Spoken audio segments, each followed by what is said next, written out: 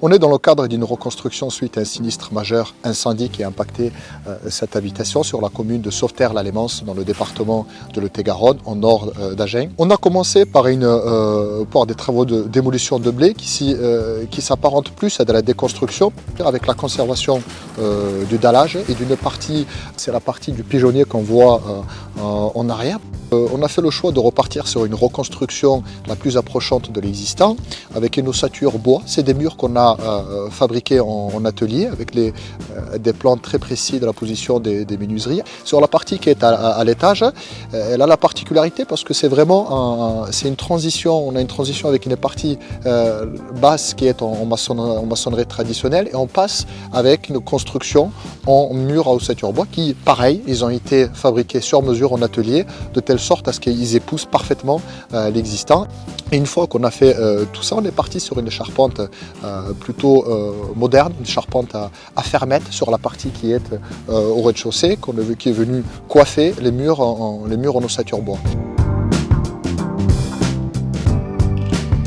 En couverture, sur la partie qu'on voit là derrière au rez-de-chaussée, on est sur une couverture en tuiles mécaniques conformément à l'existant. Et sur la partie qui est sur le pigeonnier, là on est vraiment dans le traditionnel puisque c'est une charpente tradie en chêne avec des tuiles plates et ça vient se rebrousser en partie basse et avec des gouttières en zinc. Une fois qu'on a fait le clos couvert, on a posé un isolant en polyuréthane sur toute la surface de la maison, hormis le rez-de-chaussée du pigeonnier, sur lequel on a mis une chape de ravourage pour récupérer dans un premier temps le niveau.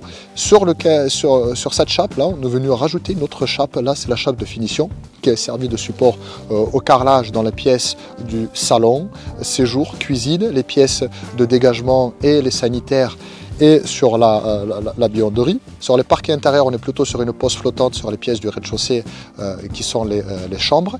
Et à l'étage, on est plutôt sur du parquet traditionnel puisque la première chambre du pigeonnier, on est vraiment sur un parquet en chêne en double face puisqu'il est visible côté salon et il est visible côté chambre. Et la dernière chambre qui est au pigeonnier, également, elle bénéficie d'un parquet, mais cette fois-ci en pose flottante, et qui est en harmonie avec la charpente qui est posée en chêne apparent.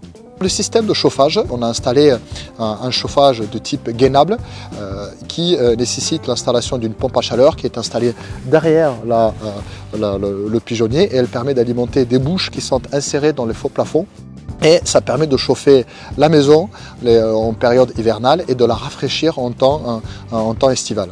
Dans le choix de la cuisine, c'est une prestation que nous, le client ne nous a pas confiée. Par contre, c'est une prestation pour laquelle on a accompagné le client puisqu'on l'a orienté vers un fournisseur et un cuisiniste avec qui on a l'habitude de travailler. Et ils sont allés au bout du projet parce qu'aujourd'hui, la cuisine qui est installée, mais elle est en harmonie avec le restant de la maison. Elle vient parfaitement s'insérer avec dans le choix des matériaux qui ont été faits, que ce soit du parquet, dans le choix du carrelage, ou dans le choix de la teinte des murs.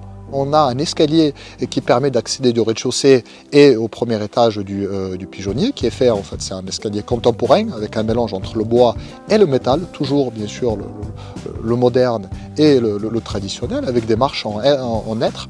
Et avec un escalier qui est purement en bois pour accéder du premier niveau du pigeonnier au dernier niveau, là on a la charpente apparente en chêne.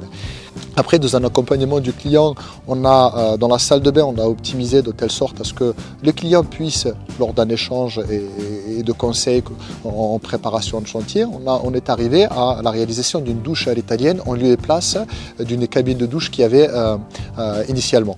Les menuiseries extérieures, elles sont faites en aluminium bien sûr en double vitrage. Et toujours dans le souci d'avoir un maximum de lumière, on a installé sur la partie du pigeonnier, la dernière chambre dans le pigeonnier, 2 Velux sur 2 versants, comme ça on augmente vraiment l'apport de lumière et toujours les murs dans une teinte claire qui est un blanc mat.